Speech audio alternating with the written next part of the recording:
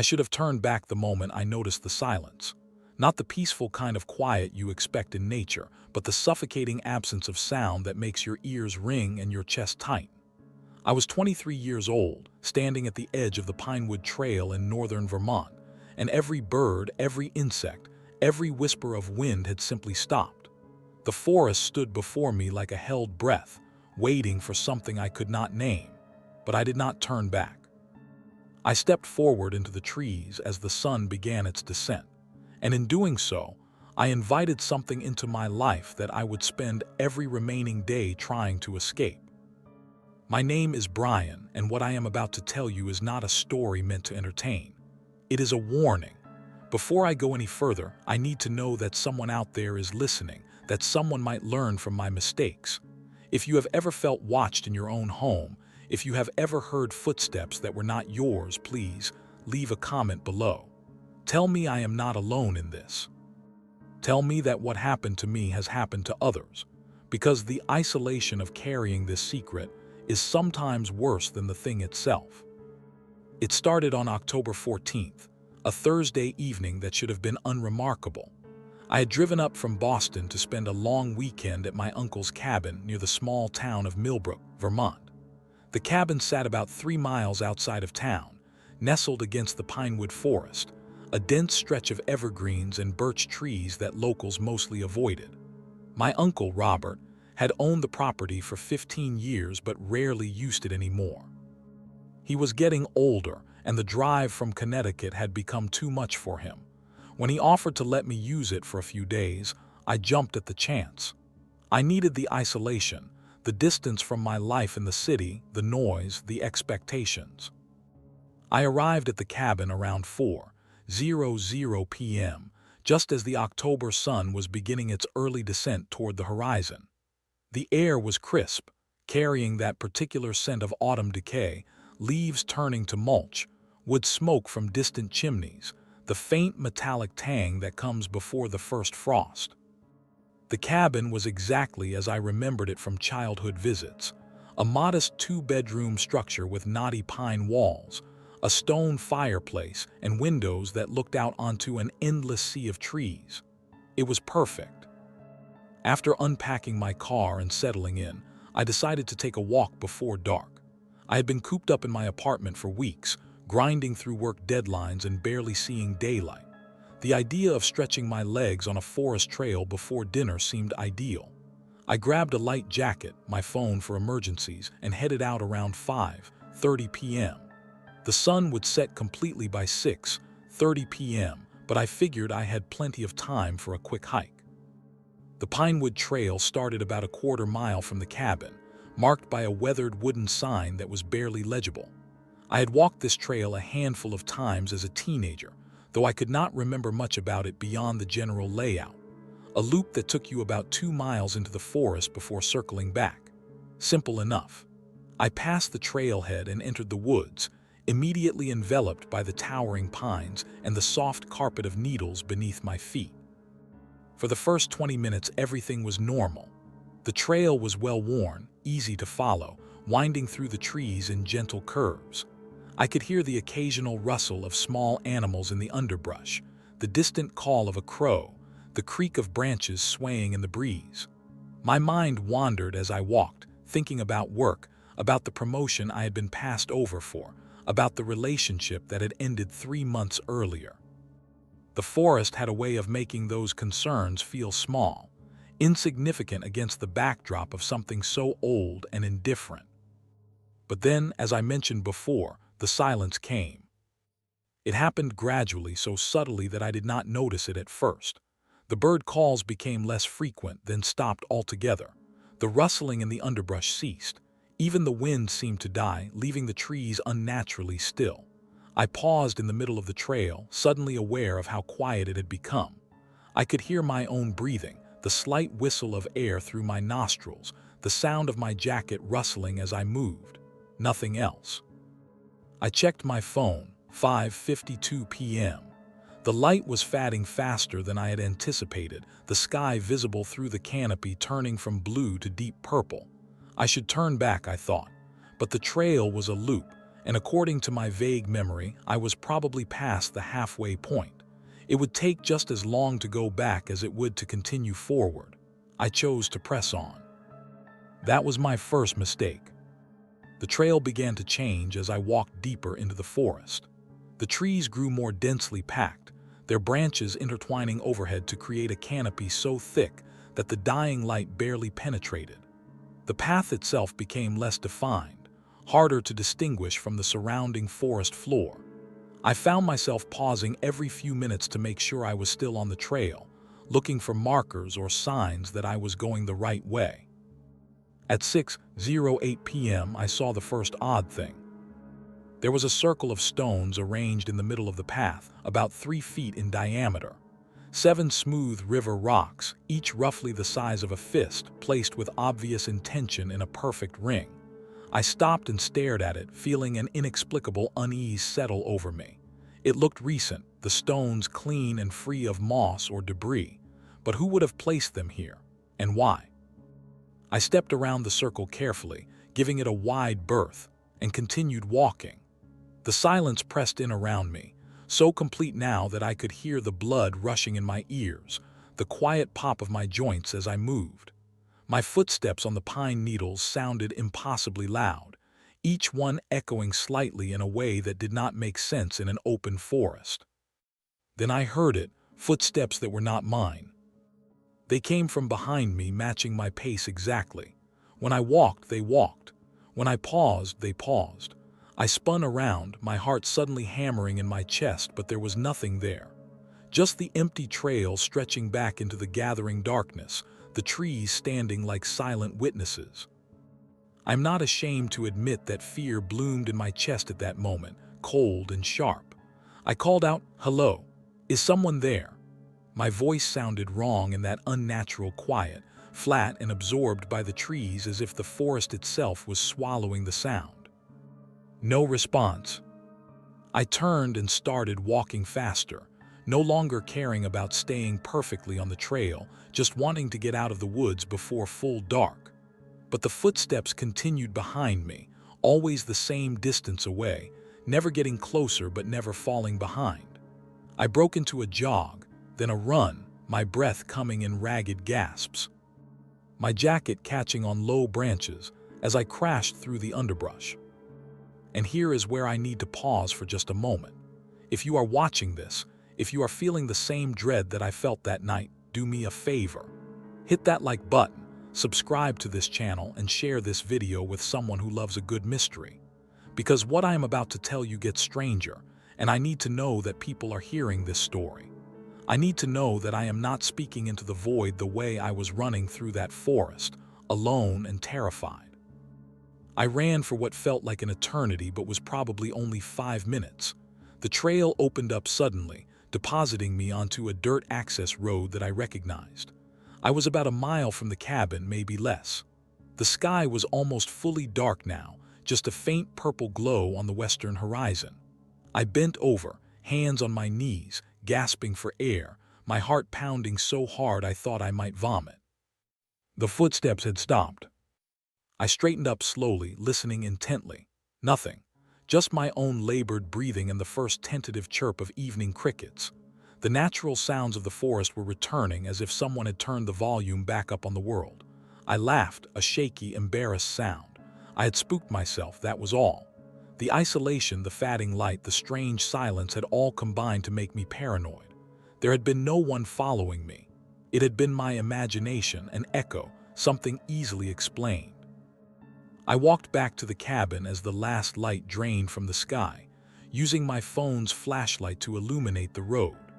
By the time I reached the front door, I had almost convinced myself that the whole episode had been nothing more than a panic attack brought on by stress and solitude. Almost. I made dinner that night, a simple meal of canned soup and bread, and tried to relax. I built a fire in the fireplace, poured myself a generous glass of whiskey, and settled into my uncle's worn armchair with a book. The cabin was warm and comfortable, the crackling fire providing a reassuring soundtrack of normalcy. Outside, full darkness had fallen, turning the windows into black mirrors that reflected the interior of the cabin. At 9:47 p.m., I heard the first knock. It was soft, almost hesitant, 3 gentle raps on the front door. I looked up from my book, frowning. Who would be out here at this hour? The nearest neighbor was at least 2 miles away. I got up and walked to the door, but something made me pause before opening it. Call it instinct, call it the residual fear from my experience in the woods, but I found myself reluctant to turn the handle. "Who is there?" I called through the door. No answer, just silence. I waited a full minute, listening, but heard nothing more. Eventually, I convinced myself it had been a branch falling on the roof or some animal bumping into the porch. I returned to my chair, but I could not focus on my book anymore. I kept glancing at the door, at the black windows, feeling exposed and vulnerable in a way I had not felt since childhood. The second knock came at 10:23 p.m. This time it was louder, more insistent. 3 sharp raps that echoed through the cabin. I was on my feet immediately, my book falling to the floor forgotten. My hands were shaking as I approached the door. "Who is out there?" I demanded, trying to sound authoritative but hearing the tremor in my own voice. Again, no answer. I did something then that I am not proud of, something that even now makes me cringe with embarrassment and terror. I looked through the peephole. The front porch was illuminated by a single overhead light, casting a yellow glow over the weathered boards and the 2 rocking chairs my uncle kept out there. I could see the steps leading down to the driveway, the edge of my car, the wall of darkness where the forest began. But I could also see something else. A shadow. Not a person, not exactly, but a shape that was darker than the surrounding night, a human-sized silhouette standing just at the edge of the light's reach. It was not moving, just standing there, facing the door, facing me. I jerked back from the peephole, my breath coming in short, panicked gasps. Every instinct screamed at me to run, to hide, to get away from the door and whatever was on the other side. I stumbled backward until my legs hit the couch, and I sat down hard, staring at the door as if it might burst open at any moment. Nothing happened. The minutes stretched out, each one feeling like an hour. I sat frozen, barely breathing, waiting for another knock that did not come. Eventually, I worked up the courage to look through the peephole again. The porch was empty, the shadow was gone. I did not sleep that night. I sat in the armchair facing the door, the fireplace poker gripped in my hands like a weapon, watching and listening until the first gray light of dawn crept through the windows. When the sun finally rose, painting the cabin in soft morning light, I felt the tension drain from my body, replaced by an exhaustion so profound I could barely keep my eyes open. I told myself I would leave, pack up my things, get in the car, and drive back to Boston.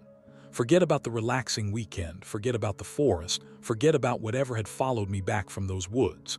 But daylight has a way of making nighttime fears seem foolish, and as the morning progressed, I found my resolve weakening.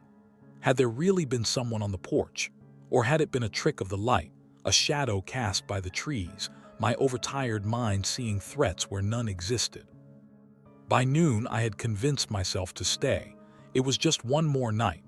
I would leave first thing Saturday morning.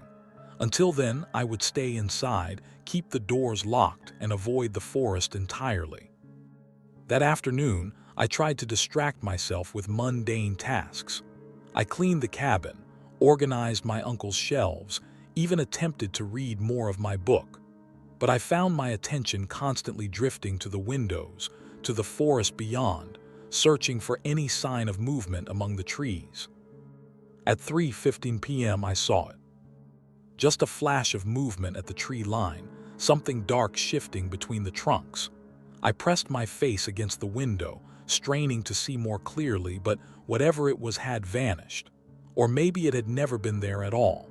Maybe I was losing my mind, jumping at shadows and sounds that meant nothing. The afternoon faded into evening, and I found myself dreading the approaching darkness with a visceral fear I had not experienced since I was a child afraid of monsters under the bed. Except this was not a child's fear. This was something primal, an animal instinct that recognized a predator even when the rational mind could not name it. I made sure every door and window was locked as the sun set. I checked each one twice, then a third time for good measure. I built another fire, more for the light and comfort than the warmth, and settled in to wait out the night. The knocking started at 8:34 p.m. Not on the front door this time. This came from the back of the cabin, from the door that led to the small deck overlooking the forest. 3 slow, deliberate knocks. I sat frozen in my chair, the poker once again gripped in my white-knuckled hands. The knocking moved. It traveled along the back wall as if someone was walking along the exterior of the cabin, rapping on the wood every few feet. 3 knocks, pause, 3 knocks, pause, methodically making its way around the building. It reached the side wall, continued to the front, then around to the other side. A complete circuit of the cabin. Then it stopped. I sat in the terrible silence that followed, my heart hammering so hard I thought it might burst. I wanted to call someone, to dial 911 and report an intruder, but what would I say? Someone was knocking on my cabin, that the thing I had seen on the porch had come back. They would think I was crazy, paranoid, wasting their time. At 9:02 p.m., I heard my own voice calling from outside. "Brian," it said, the tone flat and emotionless. "Brian, let me in." The sound of my name, my own voice speaking it, was so wrong that I actually whimpered. I pressed myself back into the chair as if I could somehow disappear into it, every muscle rigid with terror. "Brian," the voice came again from a different location now near the back deck. "Brian, I am cold, let me in."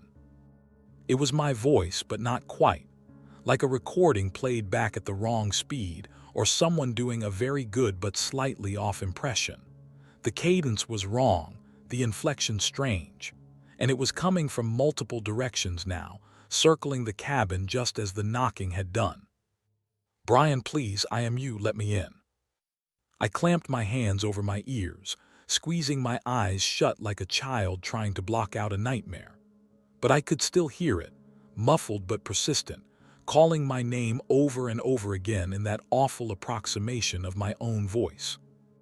This continued for hours. The voice would call, sometimes pleading, sometimes demanding, sometimes just repeating my name in that dead, emotionless tone. Between the calls, there would be silence or the sound of something moving around the cabin, footsteps on the porch, the scrape of something against the walls. At 2:17 a.m., I made a decision. I could not stay here. I did not care if I was being irrational, did not care if there was a logical explanation for everything that was happening.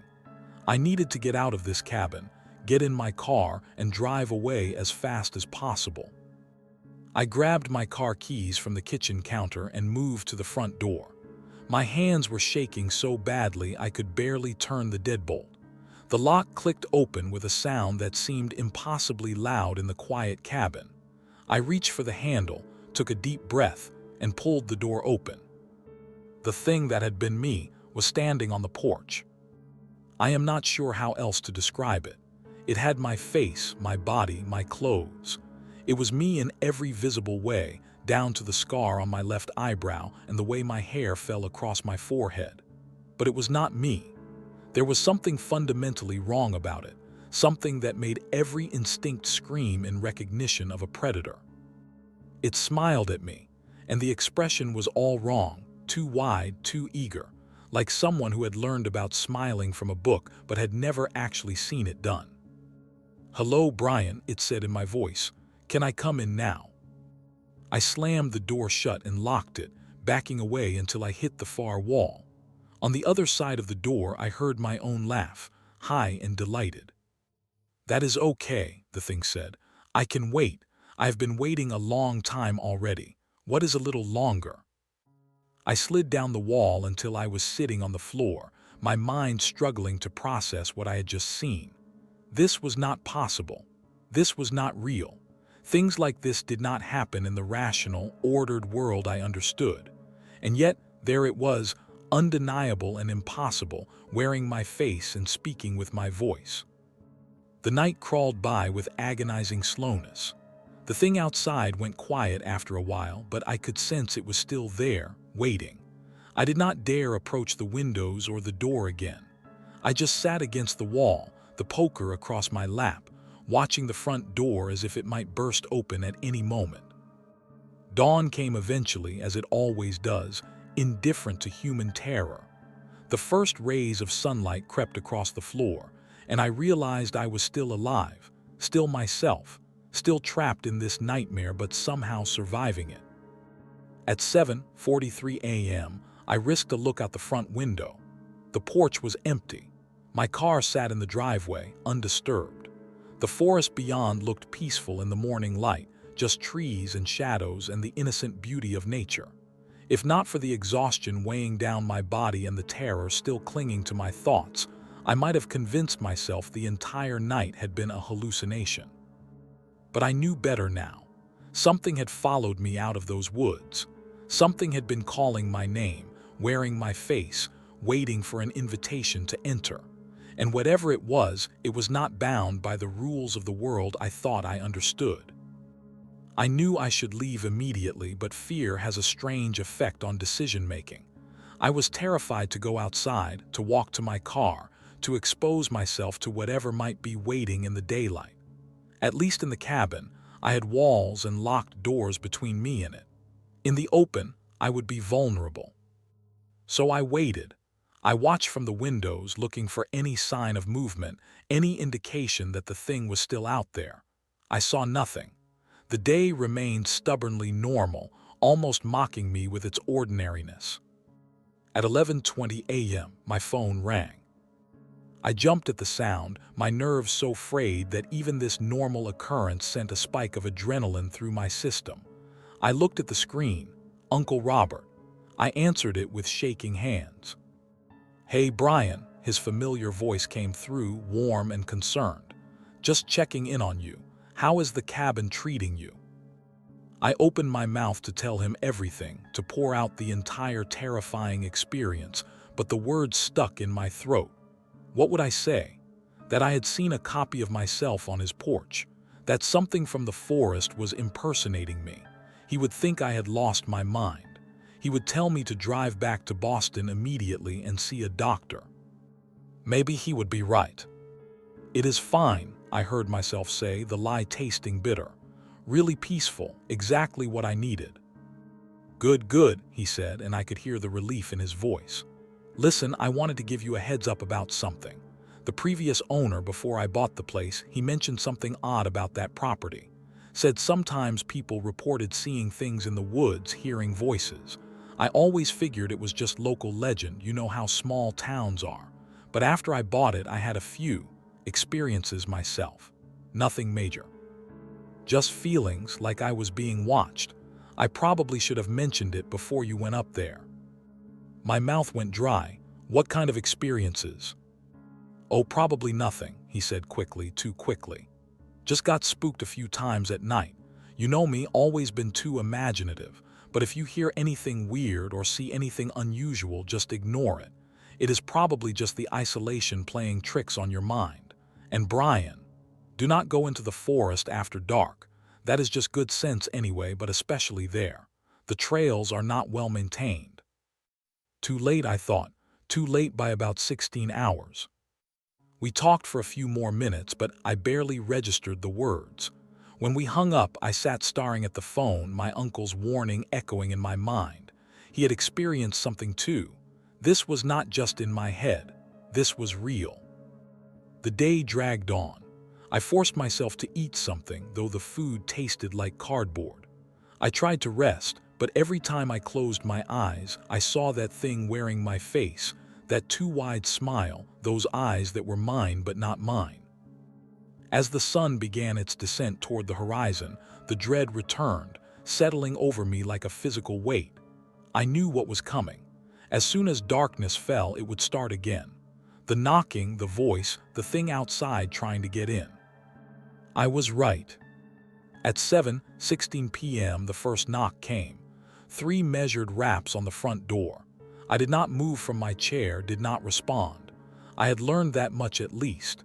Engaging with it, acknowledging it, seemed to make it worse. The knocking continued, moving around the cabin as it had the night before. Then the voice started, calling my name in that awful parody of my own speech. Brian, Brian, Brian. Over and over, relentless, each repetition stripping away another layer of my sanity. But tonight there was something different. Tonight the voice was not alone. At 8:52 p.m. I heard other voices joining in. My mother's voice calling, "Brian, honey, open the door." My father's voice, deeper, authoritative. "Brian, this is ridiculous, let us in."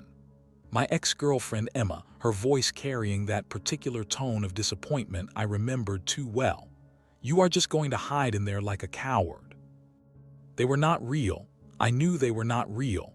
My parents were safe in their home 3 states away. Emma was probably in her apartment in Boston, moved on with her life.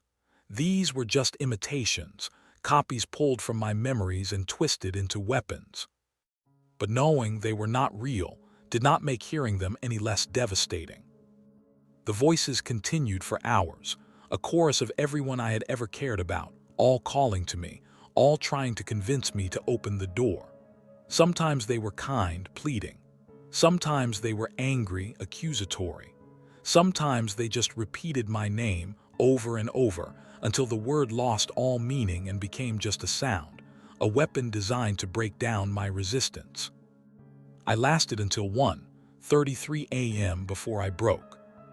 I could not take it anymore. The isolation, the terror, the sound of stolen voices calling to me through the darkness. I grabbed my car keys, my phone, and my wallet. I was getting out of this cabin even if it killed me. Whatever was outside, it could not be worse than staying in here and listening to this torture continue. I threw open the front door and ran. The porch was empty, but I did not stop to look around. I sprinted for my car, my feet pounding on the wooden steps, the gravel of the driveway crunching under my shoes. I could hear movement behind me, multiple footsteps, but I did not look back. I reached the car, yanked the door open, threw myself inside and locked the doors.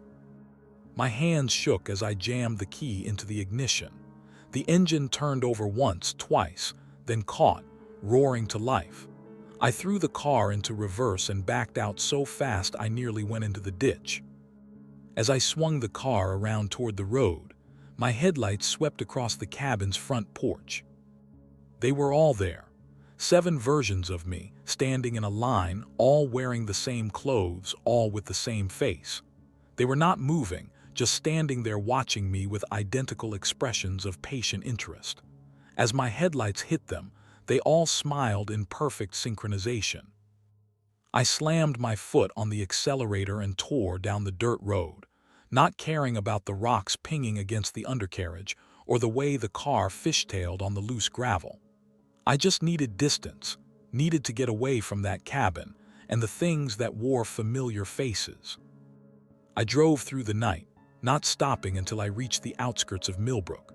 I pulled into a 24-hour gas station, parking under the harsh fluorescent lights, and finally allowed myself to break down. I sat there in my car, shaking and crying, while a handful of late-night travelers filled their tanks and went about their normal, sane lives, completely unaware that impossible things were real and the world was not what we thought it was. Eventually, I calmed down enough to think rationally. I could not go back to the cabin, that much was certain. But I also could not just leave all my things there, could not abandon my uncle's property without explanation. As the sun rose on Saturday morning, I made a decision. I would go back during full daylight, pack up my belongings as quickly as possible and leave. Whatever those things were, they had only appeared after dark. In the daylight, I would be safe. At 9:30 a.m., I drove back to the cabin. My whole body was tense, my eyes scanning the forest constantly for any sign of movement. But the morning was bright and clear, birds singing in the trees, the world looking innocently normal. The cabin stood undisturbed, exactly as I had left it. The front door was still open, swinging slightly in the breeze. I approached cautiously, every nerve on high alert, but nothing jumped out at me. Nothing was waiting inside. I packed with frantic speed, throwing clothes into my bag without folding them, grabbing my toiletries, my books, anything I had brought with me. I was done in less than 15 minutes. As I was heading for the door, something made me pause. On the kitchen table, where I knew nothing had been before, sat 7 smooth river rocks arranged in a perfect circle. The same rocks I had seen on the trail, the same circle. My hands started shaking again. How had they gotten in here? I had not brought them inside. The doors had been locked all night. Unless they had been here all along and I just had not noticed. Or unless the things outside had found a way in while I was gone, leaving me this message, this reminder that they knew where I had been, what I had seen, what I had done. I did not touch the rocks. I left them there on the table, grabbed my bag, and walked out of that cabin for the last time. I got in my car and drove away, watching the cabin shrink in my rearview mirror until the trees swallowed it completely. I wish I could tell you that leaving solved everything, that once I was back in Boston, back in my normal life, the nightmare ended. But that would be a lie. The drive back to Boston took about 3 hours. I stopped once for gas and coffee, needing the caffeine to fight through the exhaustion of 2 sleepless nights. Every mile I put between myself and that forest felt like a small victory, like I was escaping something terrible and ancient that should have remained undiscovered. I arrived at my apartment around 1:00 p.m. on Saturday. The familiar sight of my building, my neighborhood, the normal flow of city life should have been comforting. But instead, I felt disconnected from it all, like I had returned from a foreign country and could no longer remember how to navigate the simple routines of daily existence. I hauled my bag up 3 flights of stairs, unlocked my apartment door, and stepped inside. Everything was exactly as I had left it. The dishes I had washed before leaving were still in the drying rack. The book I had been reading sat on the coffee table, bookmark protruding from the pages. My mail sat in a small pile by the door where my neighbor had slipped it through the mail slot. It was home, it was safe. I was back in civilization, surrounded by other people, by locks and lights and the comforting noise of urban life. I took a long, hot shower, washing away the accumulated terror and grime of the past 2 days. I changed into clean clothes, made myself a real meal, and tried to convince myself that I was okay, that I had survived something bizarre and traumatic but was now safe. That night I slept better than I had in 2 days. Not well, but better. I dreamed, though I could not remember the details when I woke. Just impressions of forests and shadows and voices calling a name that might have been mine. Sunday passed quietly. I unpacked, did laundry, tried to ease myself back into normal life. I called my parents and assured them I had enjoyed my weekend away, that the cabin had been relaxing and exactly what I needed. I did not mention the forest, the thing that followed me, the 7 copies of myself standing on the porch. What would be the point? They would worry, would want me to see a doctor, would treat me like I had suffered some kind of breakdown. Maybe I had. Maybe that was the simplest explanation. Stress, isolation, and an overactive imagination combining to create a hallucinatory experience that felt real but was not. Maybe there was nothing in those woods except trees and animals and the normal darkness of night. Maybe I had scared myself into seeing things that were not there. I wanted to believe that. I tried very hard to believe that. On Monday, I went back to work. I sat in my cubicle, responded to emails, attended meetings, went through all the familiar motions of my job. My coworkers asked about my long weekend, and I told them the same story I had told my parents. Nice, quiet, relaxing. Nobody seemed to notice the dark circles under my eyes or the way I kept zoning out during conversations. That night, I started hearing the footsteps. It was subtle at first, easy to dismiss. Just the normal sounds of apartment living, neighbors moving around above and below me, the building settling, pipes gurgling in the walls. But as the evening wore on, I started to notice a pattern. Footsteps that seemed to pace back and forth in my living room when I was in my bedroom. Footsteps that stopped the moment I entered a room, only to start again when I left. I told myself I was being paranoid. 2 nights of genuine terror had left me jumpy and hypersensitive to normal sounds. There was no one in my apartment except me. I had checked every room, every closet, even looked under the bed like a frightened child. I was alone. But at 11:47 p.m., as I was trying to fall asleep, I heard my own voice whisper from the hallway outside my bedroom door. "Brian." I sat bolt upright, my heart slamming against my ribs. No, this was not possible. I was in Boston, in my locked apartment in a building with dozens of other people. That thing could not have followed me here. It had been tied to the forest, to the cabin, to that place. It could not be here. "Brian," the voice came again, closer now, right outside my bedroom door. I grabbed my phone and turned on the flashlight, pointing it at the door. The hallway beyond was empty, visible through the gap between the door and the frame. Nothing there. Just my imagination, just trauma making me hear things that were not real. But then I saw the shadow on the wall, cast by a light source I could not identify. A human-shaped shadow standing in my hallway. I did not sleep that night. I sat propped up in bed, lights on, phone in hand, ready to call 911 at the slightest provocation. The shadow disappeared after a few minutes, but the sense of being watched remained. I could feel eyes on me, studying me, even though I was alone. As dawn broke, I made a decision. I was not crazy. Something had happened to me in those woods, something real and terrible, and it had not stayed behind when I left. I needed help, needed someone who might understand what I was dealing with. I spent Tuesday researching. I searched online for anything related to the Pinewood Forest, to Millbrook, Vermont, to unexplained phenomena in that region. What I found was scattered and fragmentary, mostly local legends and half-remembered stories, but there was enough to establish a pattern. People had been reporting strange experiences in and around Pinewood Forest for decades. Hikers who went in at dusk and came back changed, describing encounters with things that mimicked human form.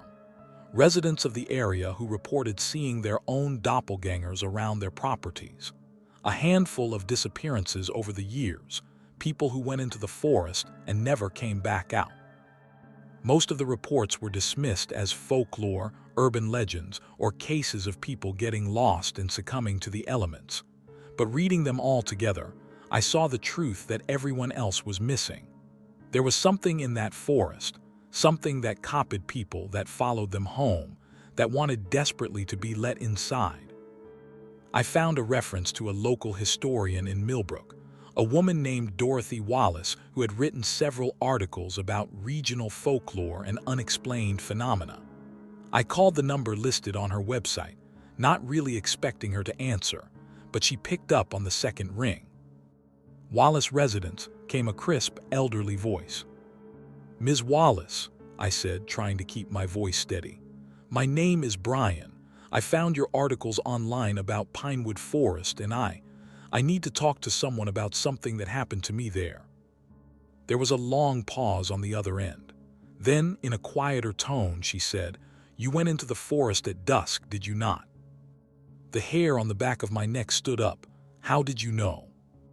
"Because you are not the first to call me with this problem, young man, and I am sorry to say you will not be the last.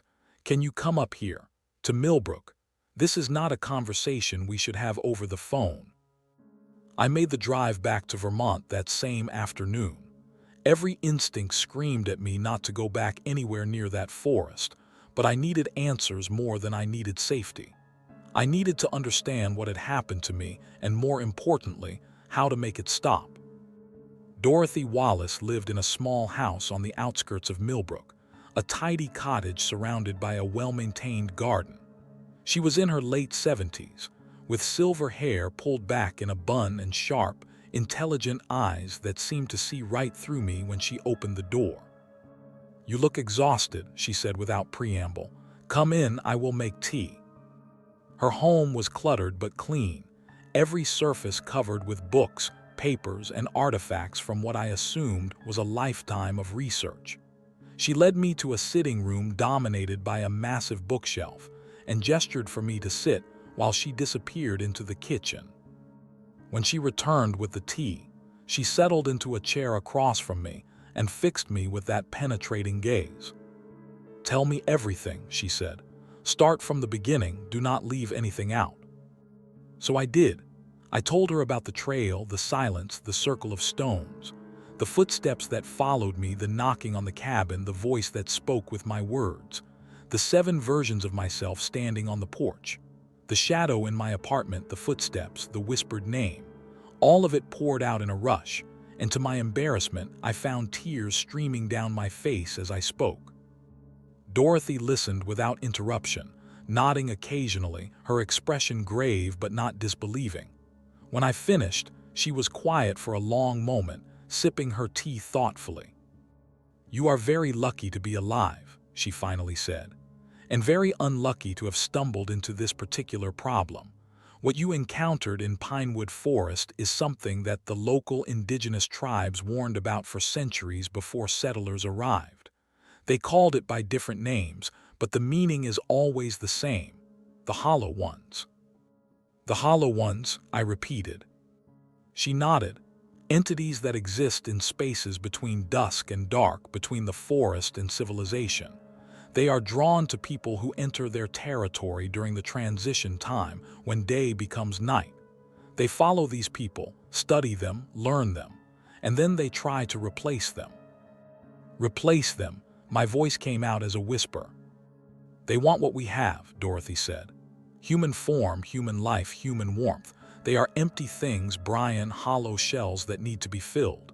They cannot simply take a form. They need an invitation. They need to be let in, literally and figuratively. That is why they knock, why they call, why they plead and threaten. They need you to open the door, to acknowledge them, to invite them into your life." "But I did not," I said. "I never opened the door after that first night. I never invited them in." "Which is why you are still yourself," she said. "But that does not mean they have given up. Once a hollow one attaches to someone, it does not simply disappear. It follows, it watches, it waits. It will keep trying until it finds a way in, or until you break and invite it yourself." The room felt suddenly colder. "How do I make it stop?" Dorothy sighed, setting down her teacup. "That is the difficult part. The old ways suggest several methods, but none of them are guaranteed. The Hollow Ones are patient. They have no concept of time the way we do. They can wait years, decades even, for an opportunity." She stood and walked to her bookshelf, pulling down a leather-bound journal that looked ancient. She flipped through pages covered in handwritten notes and sketches until she found what she was looking for. "There are accounts going back over 200 years, she said, showing me pages filled with drawings of forest scenes and strange symbols. People who have encountered the Hollow Ones and survived. Some tried to run, to move far away from the forest, but it did not matter. Once attached, the entity can find you anywhere. Distance is meaningless to them." "Then what do I do?" The desperation in my voice was evident. "There are 3 documented methods that have had some success," she said, sitting back down. "The first is refusal, complete, absolute refusal to acknowledge its existence. Never respond to the voice, never look at it, never open a door when it knocks. Essentially, you pretend it does not exist. Over time, sometimes years, the entity may become discouraged and move on to easier prey." Years, I felt sick. "The second method is confrontation. You face the entity directly in the place where you first encountered it. You go back into the forest at dusk, find the spot where it attached to you, and you claim that space as your own. You essentially tell it that you are not afraid, that it has no power over you. This is dangerous, obviously, because if you show weakness or fear during the confrontation, the entity may gain more power over you." "And the third method?" Dorothy hesitated. "The third method is controversial, and I do not fully understand it myself. But according to the oldest accounts, you can give the Hollow One what it wants, but not what it needs." "I do not understand." You let it in, she said quietly, but not into your life. You create a space for it, a vessel that it can occupy, something that has your essence but is not you, a representation, a proxy. Then you seal that vessel and leave it in the forest, returning what came from there. Like what? A doll, a photograph. Something more personal than that, Dorothy said. Something that truly carries your essence. Hair, blood, something physical combined with something deeply personal. A letter in your own hand, perhaps, or a recording of your voice. The accounts are vague on the specifics, but the principle is clear. You give it a piece of yourself that it can inhabit, something close enough to the real thing that it might be satisfied. I sat back, trying to process all of this. None of the options sounded appealing. Years of pretending a supernatural entity was not stalking me, confronting it in the place where this nightmare began, or creating some kind of horror movie vessel to trap it. What would you do, I asked, if you were me? Dorothy looked at me for a long moment, and I saw something like sympathy in her eyes. I would try the refusal first. It is the safest option if you have the strength for it. But Brian, you need to understand something. This entity has already gotten inside your head. You are afraid, understandably so, and that fear is a crack in your armor. Fear gives it power. Every time you acknowledge it, every time you respond to it, even just by being afraid, you are giving it a little bit of what it wants.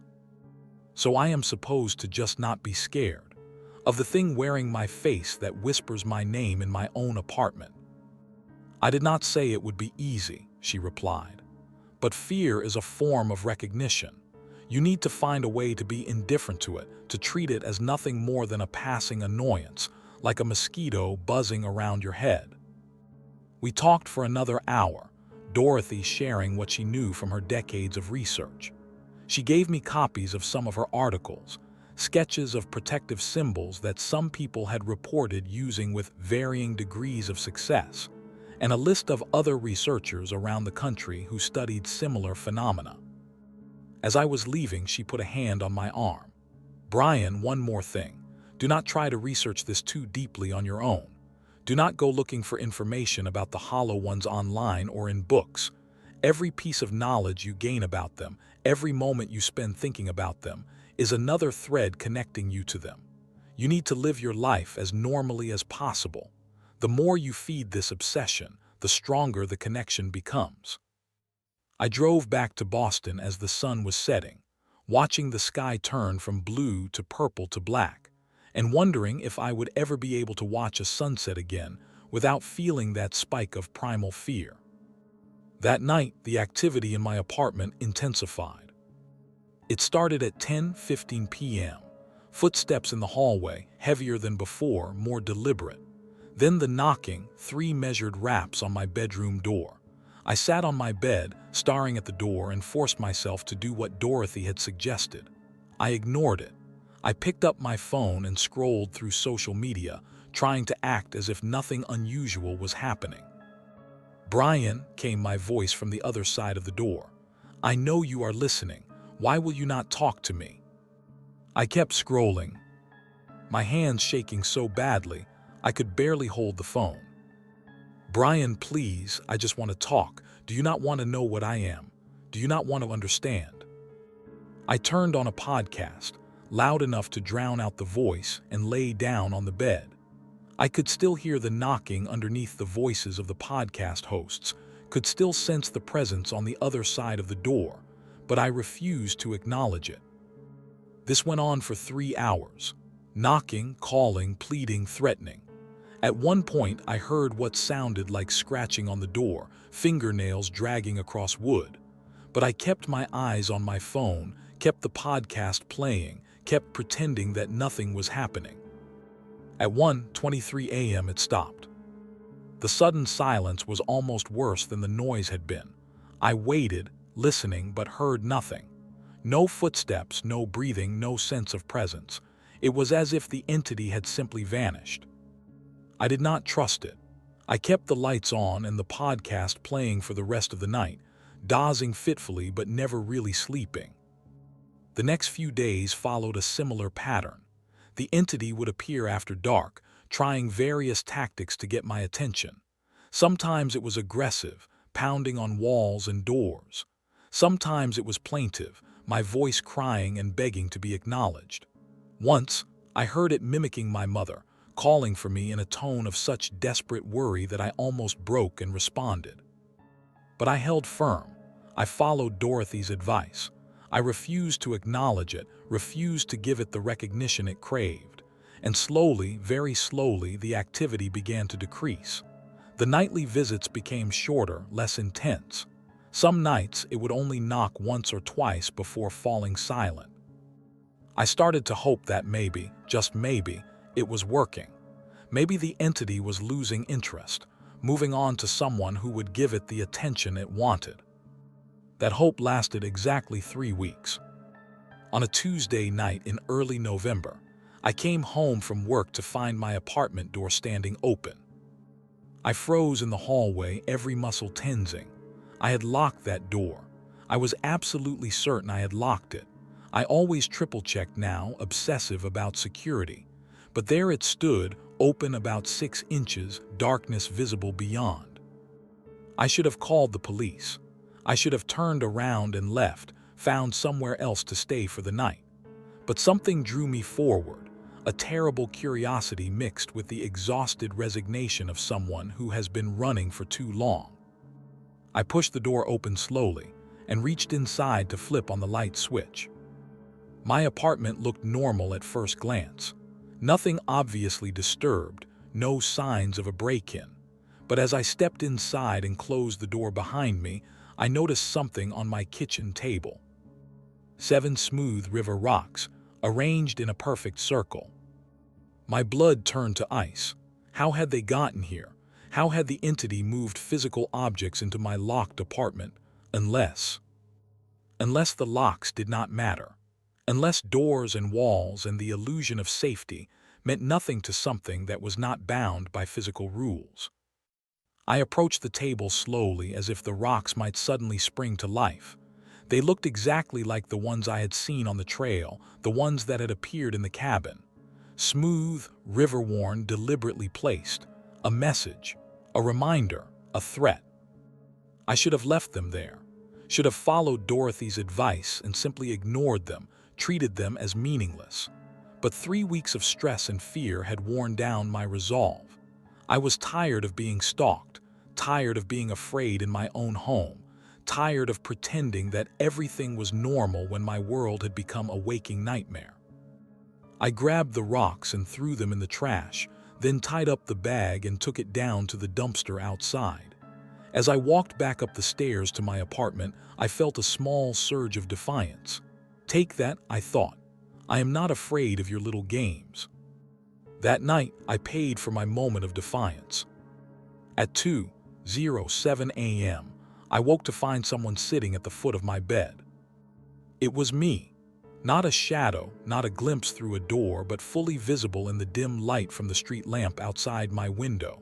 It sat there in perfect silence, hands folded in its lap, staring at me with my own eyes. I could not move, could not scream, could not even breathe.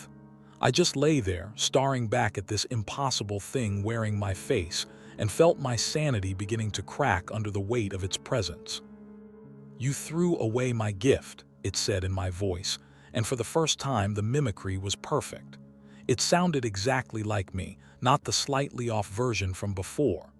"That was rude, Brian. I worked hard to bring those to you, to show you that I understand you, that I know where you have been, what you have done." I wanted to close my eyes, to look away, to do anything but engage with it. But I was paralyzed, trapped in my own bed, unable to do anything but listen. "I have been patient," it continued. "So very patient, but you keep refusing me, keep pretending I am not here. Do you know how much that hurts? To be denied again and again when all I want is to exist the way you do."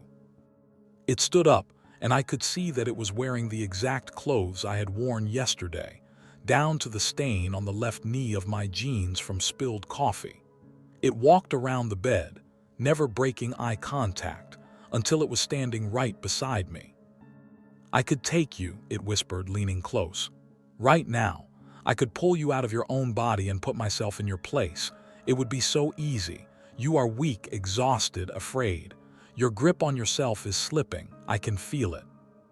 I finally found my voice hoarse and broken. Then why do you not?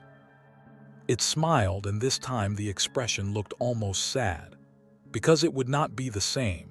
I do not want to take. I want to be invited. I want you to choose to let me in, to make room for me in your life. Taking by force would be hollow, empty. I would still be incomplete. It reached out as if to touch my face, and I flinched back, finally breaking the paralysis. The motion seemed to break whatever spell had held me. I grabbed my phone from the nightstand and turned on the flashlight, pointing it at the figure.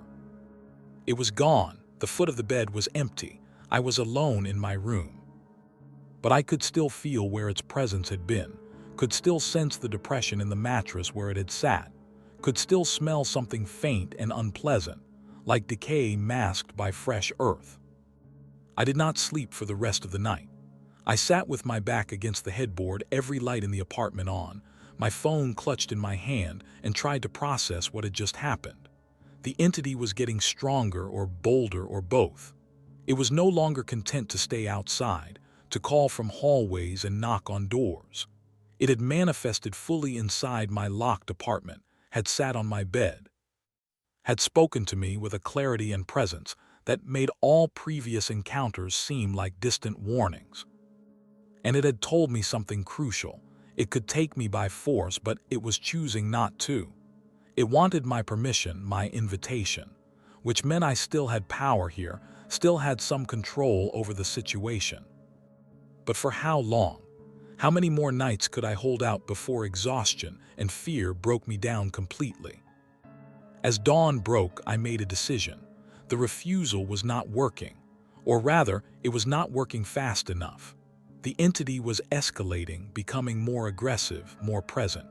I needed to try something else before I lost what little ground I still held. I called Dorothy Wallace. It was in my apartment, I told her without preamble when she answered. It sat on my bed and talked to me. The refusal is not working. How long has it been since your encounter in the forest? She asked. 3.5 weeks. That is not very long, Brian.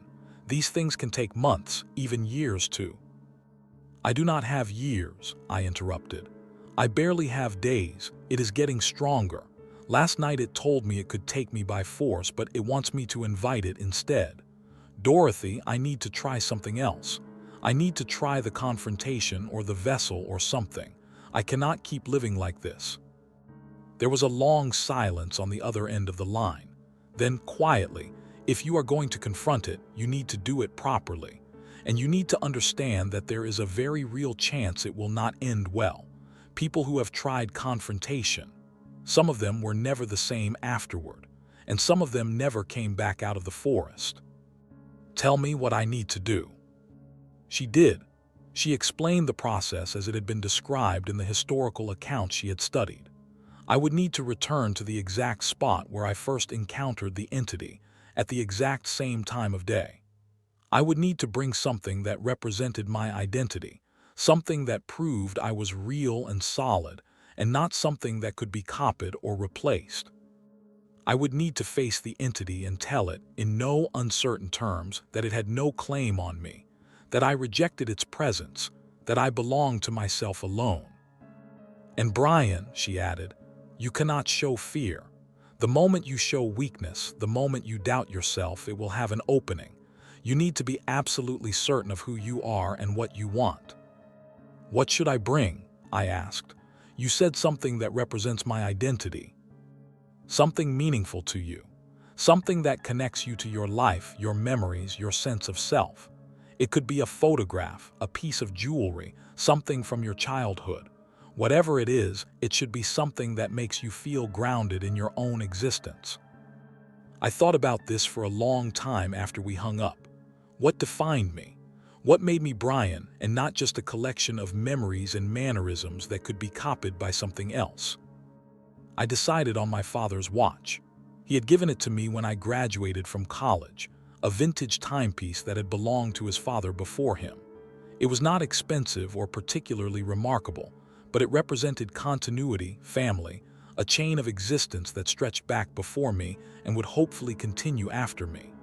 When I held it, I felt connected to something larger than myself, something that a hollow entity could never truly understand or replicate. I also wrote a letter to myself. It sounds silly, but Dorothy had suggested it. I wrote about my childhood, my memories, the small details of my life that only I would know. The scar on my knee from falling off my bike when I was 7. The way my mother used to sing off-key while making dinner. The feeling of holding Emma's hand for the first time. All the tiny, insignificant moments that added up to a life, to an identity to me. I sealed the letter in an envelope and put it in my pocket along with the watch. Then I prepared for the drive back to Vermont. Before you continue with this story, I want to ask you something. Have you ever felt like something was watching you? Like you were being followed or studied by something you could not see? If you have, please share your experience in the comments below. Share this video with your friends who love mysteries like this.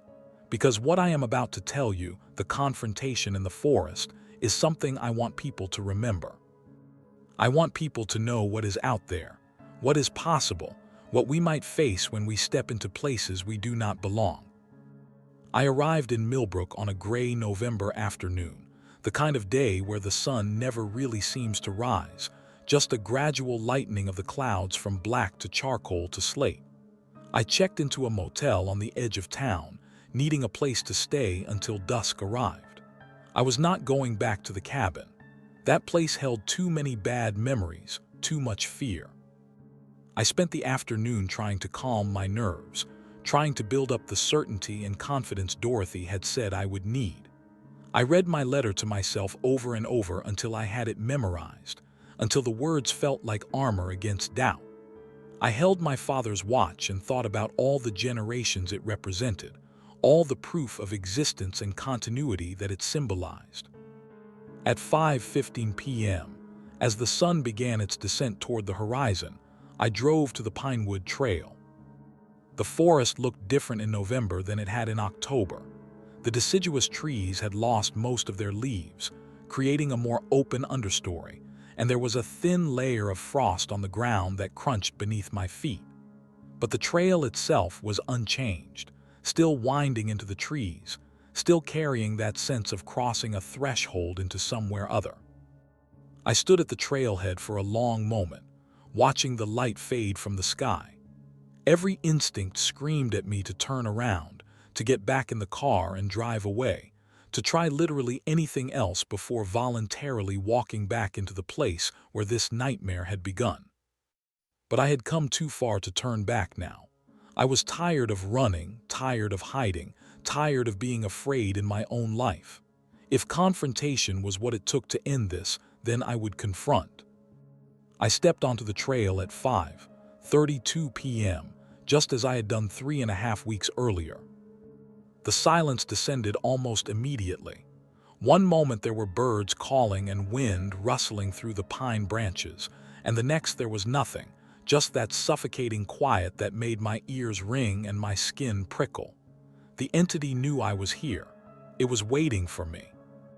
I walked deeper into the forest, trying to remember the exact path I had taken before.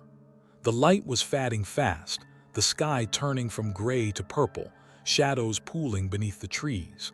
I kept my hand in my pocket, wrapped around my father's watch, feeling its solid weight as an anchor to reality. At 5:47 p.m., I found the circle of stones. They were exactly where I remembered them. 7 smooth rocks arranged in a perfect ring in the middle of the path. But there were differences this time. The stones were surrounded by objects I had not seen before. Scattered coins, pieces of jewelry, photographs, personal items that looked like they had been there for years. Offerings, I realized. Or trophies. Things left by other people who had encountered the hollow ones, willingly or otherwise. I stepped into the center of the circle and turned slowly, looking at the forest around me. The trees stood like pillars in a cathedral, dark and silent and judging. The last light was draining from the sky, that transitional time between day and night when the world becomes something else, something stranger. "I am here," I said, and my voice sounded too loud in the quiet wrong somehow. "I know you can hear me. I know you are watching, so let us end this." For a long moment, nothing happened. Then, gradually, I became aware of movement at the edges of my vision. Shapes between the trees, too dark to be shadows, too solid to be imagination. They were gathering, coming closer, drawn by my presence and my challenge. One of them stepped forward into the fading light. It was me, of course. It wore my face, my body, my clothes. But there was something different about it this time. It looked more solid, more real, as if the weeks of stalking me had given it substance. It no longer moved with that slightly off-kilter gait. It moved exactly like me. "Brian," it said, and the voice was mine, perfect and terrifying. "You came back. I have been waiting for you." I reached into my pocket and pulled out my father's watch, holding it up so the entity could see it. "This watch was my grandfather's," I said, forcing my voice to remain steady. "He gave it to my father and my father gave it to me. It is real. It has history, connection, meaning. You do not have anything like this. You do not have a grandfather who taught you how to fix cars. You do not have a father who believed in you when you doubted yourself. You are just a copy, a hollow shell wearing a stolen face." The entity tilted its head, studying me with my own eyes. "I could have all those things," it said. "I could have your memories, your history, your connections. All I need is for you to let me in. All I need is an invitation, and I could be you completely and perfectly." "But you would not be me," I said. "You would be something wearing me, using me. There is a difference between being someone and pretending to be someone. I am Brian. I am real. I exist. And you have no claim on me." More shapes emerged from between the trees. 5, 6, 7 of them, all wearing my face, all surrounding the circle. They looked at me with identical expressions of hunger and longing, like starving things staring at food they could not reach. "You are weak," one of them said. "You are alone," said another. "You are afraid," said a third. "You should let us in," they said in unison. "We could make it all stop.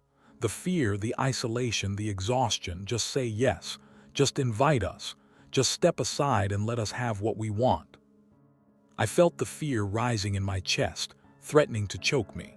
There were so many of them, and I was alone in a darkening forest, standing in a circle of stones that felt less like protection and more like a trap.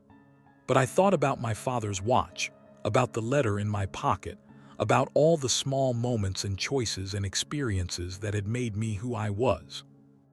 "No," I said, and the word came out stronger than I expected.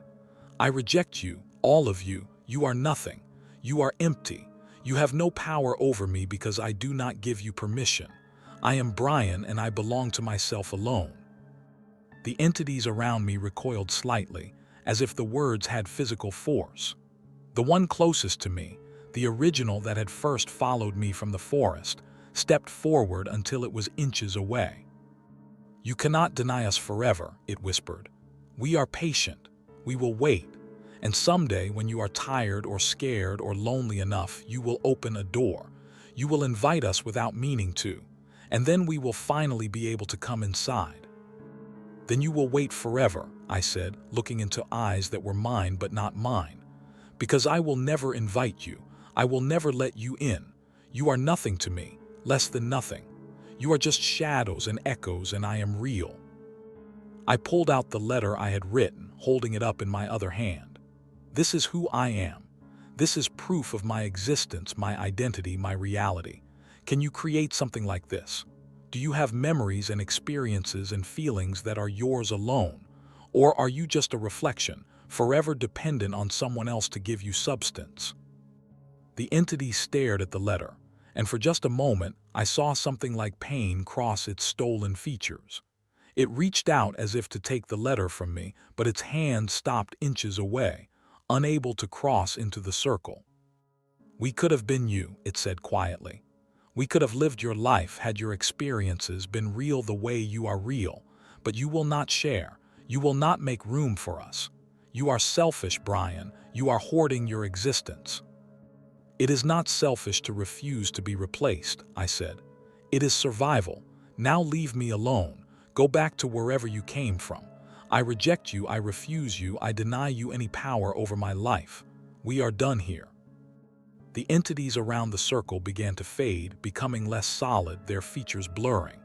The original one lingered the longest, staring at me with an expression I could not quite read. Anger, sadness, resignation. Then it too began to dissolve, becoming shadow, becoming nothing, until I was standing alone in the circle of stones as full darkness fell. I stood there for a long time, clutching my father's watch and my letter, hardly daring to believe that it had worked. The silence around me was different now, less oppressive, more natural. I could hear the wind again, the distant sound of an owl, the normal nighttime noises of a forest. I stepped out of the circle and walked back to the trailhead, using my phone's flashlight to guide me. With every step, I felt lighter, as if a weight I had been carrying for weeks had finally been lifted. By the time I reached my car, I was almost laughing with relief. I had done it. I had confronted the entity, rejected it, proven my own existence and identity. It was over. It had to be over. I drove back to Boston the next morning, November sunlight streaming through my car windows, the world looking brighter and more solid than it had in weeks. I felt like I had woken from a nightmare, like I had survived something that should have destroyed me but had instead made me stronger, more certain of who I was. That certainty lasted exactly 5 days. On the 6th day after my confrontation in the forest, I woke at 3:17 a.m. to find the circle of stones on my bedside table, rearranged into a new pattern. Not a circle this time, but an arrow, pointing toward my bedroom door. The entity had not left, it had merely changed tactics. And that is when I understood the true horror of my situation. This was not a problem that could be solved. This was not a battle that could be won. The Hollow Ones were patient, as they had told me. They would wait. They would keep trying. They would never, ever give up. Because they had nothing else. They had no lives, no purposes, no existence beyond this pursuit. They had all the time in the world to wear me down, to wait for my guard to drop, to look for an opening. And I was human. I would get tired. I would get distracted. I would eventually, inevitably, make a mistake. That was 2 months ago. I am still in Boston, still going through the motions of my life, still pretending that everything is normal. But I see it sometimes, standing across the street watching my building. I hear it sometimes, whispering my name from empty rooms. I find its markers, those 7 stones rearranged in new patterns, left like calling cards in places they should not be. I have not invited it in. I have held firm, maintained my boundaries, continued to reject its presence. But I am tired, so tired, and I do not know how long I can keep this up. Some nights in my darker moments, I think about Dorothy's third option, creating a vessel, something that carries my essence but is not me, giving the entity what it wants but not what it needs. Would it work? Could I trap this thing in an object and return it to the forest, finally ending this nightmare? Or would I just be creating another version of myself, another hollow thing for the entity to inhabit, another horror to add to the collection of shadows wearing my face? I do not know. I honestly do not know. What I do know is this. If you ever find yourself on a forest trail at dusk, if you see a circle of stones in your path, if you hear footsteps that match your own, turn back. Turn back immediately. Do not convince yourself it is nothing. Do not press forward out of curiosity or stubbornness, or because you think you are past the point of no return. Turn back. The forest can wait until morning. Whatever you think you will find in those woods, whatever peace or solitude or answers you are seeking, it is not worth what might follow you home. Because once they attach to you, once they learn your face and your voice and your name, they never let go. You become a target, a vessel they dream of inhabiting, and they will pursue that dream with impatience that human minds cannot comprehend. I am Brian. I am 23 years old. I am real, I am solid, I exist. I tell myself this every day, multiple times a day, reinforcing my own identity against the thing that wants to wear it. But sometimes, when I am very tired, when I catch my reflection in a dark window or see my shadow cast on a wall, I wonder if I am still entirely myself. I wonder if the entity has gotten in already, in some small way. I wonder if the boundary between Brian and not Brian is as firm as I want to believe.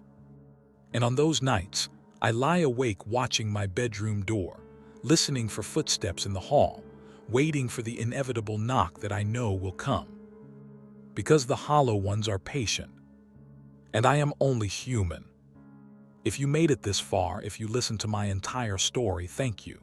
Thank you for bearing witness to what happened to me, for acknowledging that these things are real, that the world is stranger and more dangerous than we usually admit. If you have ever experienced something similar, if you have ever felt pursued by something that should not exist, please share your story. Comment below, reach out, let me know I am not alone in this. Because isolation is part of how they win.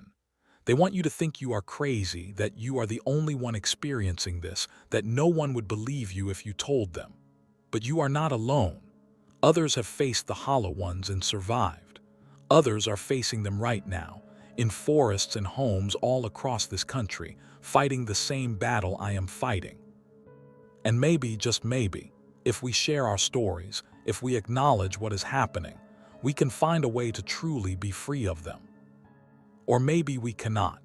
Maybe some things, once invited into our awareness, never truly leave. Maybe the price of stepping into that forest at dusk is a lifetime of vigilance, of checking over your shoulder, of never feeling quite alone or quite safe again. I do not have the answer. I am still living the question. 3 months have passed since I first walked into Pinewood Forest. Winter has arrived in full force, covering Boston in snow and ice, making the world look clean and new. But I know better now. I know that beneath the beautiful surface, there are things that should not exist, things that hunger for what we have, things that will wait forever for an opportunity to take it. Last week I received a package in the mail. No return address, just my name and apartment number written in handwriting that looked disturbingly like my own. Inside was a photograph, old and faded, showing the Pinewood Trail entrance. On the back, written in that same too familiar handwriting, was a single sentence. "We are still here, Brian. We will always be here." I burned the photograph immediately, but I cannot burn the message from my memory. They are still there, still waiting, still watching. And they want me to know it, want me to carry that knowledge like a weight, want me to understand that this is not over and will never truly be over. But here is what I have learned in these 3 months of living with this horror. Fear loses its power when you accept it as part of your reality. I am afraid. I will always be afraid at some level. But I have learned to function within that fear, to live my life despite it, to refuse to let it consume me entirely. I go to work, I see friends, I make plans for the future. I do all the things that normal people do, even though I know something is watching, waiting, hopping I will slip. And maybe that is the real victory here. Not defeating the entity, because I do not think that is possible, but refusing to let it defeat me, refusing to surrender my life to fear and paranoia. I still see it sometimes, a shadow at the edge of my vision. My own face reflected in a window when I know I am not standing in the right position to cast that reflection. I still hear it occasionally, my voice whispering from empty rooms, calling my name with that flat, emotionless tone. But I do not respond. I do not acknowledge it. I simply continue living, continue being Brian, continue existing as fully and completely as I can. Because that is the one thing the hollow ones can never truly replicate. The messy, imperfect, beautiful reality of being alive. They can copy appearance, mimic voice, learn mannerisms. But they cannot understand what it means to have a history, to have grown and changed, to have made mistakes and learned from them, to have loved and lost and loved again. They are perfect copies with nothing real inside them. And as long as I remain imperfect, flawed, fully human, they cannot truly replace me. I wish I could end this story with a clear resolution, with a magical solution that made everything better. But that is not how this works. Some nightmares do not have endings. Some threats do not go away just because we face them. Some things we encounter in this world simply become part of our lives, part of our story, part of who we are. The forest changed me. The hollow ones changed me. I am not the same Brian who walked onto that trail in October, looking for peace and solitude. That version of me died somewhere in those woods, and what emerged was harder, more vigilant, more aware of the darkness that exists just beyond the comfortable boundaries of our normal lives. But I am still me, still Brian, still real, still alive, still fighting to remain myself against something that wants desperately to wear my skin. And I will keep fighting. Tomorrow, next week, next year, however long it takes. Because the alternative, surrendering to the fear, inviting the entity in just to make the harassment stop, is not an option I can accept. I am Brian. I am 23 years old. I exist. I am real. And I belong to myself alone. No matter how many times I have to say it, no matter how many nights I have to repeat it like a mantra, no matter how many years I have to defend that truth, I will never stop claiming my own existence. Because that is the one thing they can never take from me, unless I give it willingly. And I never will. If you watched this entire story, if you stayed with me through this journey into darkness and back, I want to thank you one more time. Hit that subscribe button, share this video with others who might need to hear it, and remember, if you ever find yourself walking into a forest at dusk, turn back. Always turn back. Some thresholds once crossed cannot be uncrossed. Some things once seen cannot be unseen. Some entities once encountered will follow you for the rest of your life. I learned that lesson the hard way. You do not have to. Stay safe, stay vigilant, and whatever you do, never ever invite them in.